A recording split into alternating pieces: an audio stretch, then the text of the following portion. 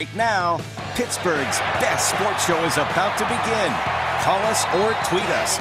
We got things to talk about on the Ireland Contracting Nightly Sports Call. All right, Ken, thanks very much. Hello again, everyone. It is a Monday night, and we are here talking sports with you on the Nightly Sports Call. Borders and Borders hotline. The number remains the same. It's 412-575-2600. Tweet us at KDPomp or at RonCookPG. We're talking about beginning with the Penguins, who laid another egg tonight at home. Outscored 10-1 in their last two home games the last 2 days. If you look back, it's before the trip out west, that's 4 home losses in a row. And the last was when we saw a transition from Mike Johnston being fired to Mike Sullivan taking his place. Not since then have they had this kind of downward spiral. Ron Cook of the Pittsburgh Post-Gazette and 93.7 The Fan, the Cook and Joe Show is here. And Ron, I know it's November. I know people are not interested, maybe in hockey, but the players should be. There are a lot of people there tonight. A sellout crowd, once again, of over 18,000, and they weren't happy consumers tonight. The Penguins did not play well, and I thought the Devils came in and took it to them the way they can play.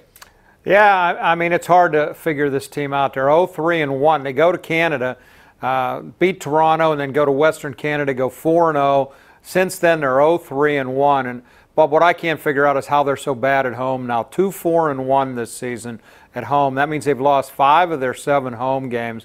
Just looks like a mess. Matt Murray gets benched after the second period tonight.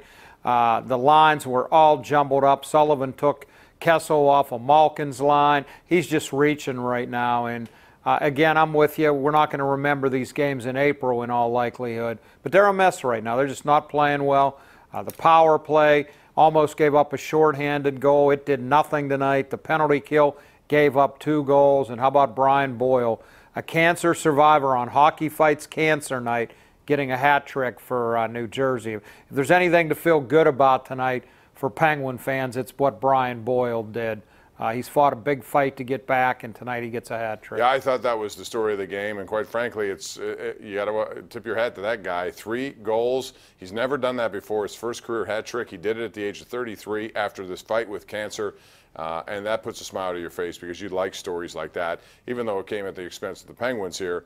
But he's a big guy on the power play, and they did what you should do on a power play. Take shots, put traffic in front. Matt Murray couldn't see through that guy. He's a big body, and he took advantage. The Penguins, on the other hand, boy, their situation, Ron, on the power play right now, it looks like they have no answers. They're just searching for something good to happen. But with all that talent on the ice, you'd expect a little bit more production. I know it's early, but still.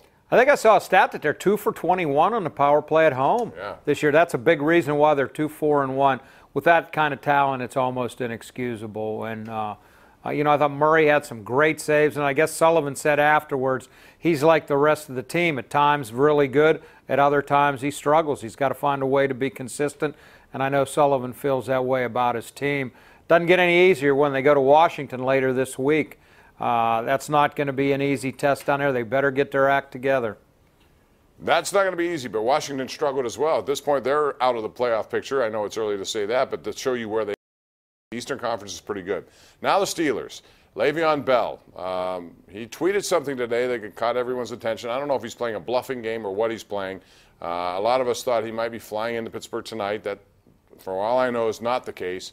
He's going to be here at some point, Ron. The next deadline for him to qualify for a full year of service is next Tuesday, November the 13th by 4 p.m. If he signs that tag, he can do whatever he wants. He's going to get paid each week $853,000 until the end of the season. And more importantly for him, he's an unrestricted free agent. Do you doubt that will happen, or do you think he will? I've been wrong on this the whole time. I don't know. They still have that 2-week roster exemption where they don't have to pay him. So I saw somebody write tonight, if he doesn't want to play for $14.5 million, why is he going to come in and finish the season for $5 million? I had to laugh at his Instagram post was Farewell Miami. He misspelled farewell, so but I guess they don't check your grade point average when you're running for touchdowns like Le'Veon does when he's here. It's just such a mess, and right now James Conner continues to make history. I mean, breaking Steelers records with what he is doing, and I don't think the team really cares much if he comes back. Now, I still think he can help them, but I don't know that the team cares. They seem to have moved on and are very happy with James Conner, as they should be. We're going to take a break, come back and get your opinions. It's 412-575-2600. Give us a shout. We do it every night of the week, 7 nights a week, right here for the Ireland Contracting Nightly Sports Call. It's only on Pittsburgh CW.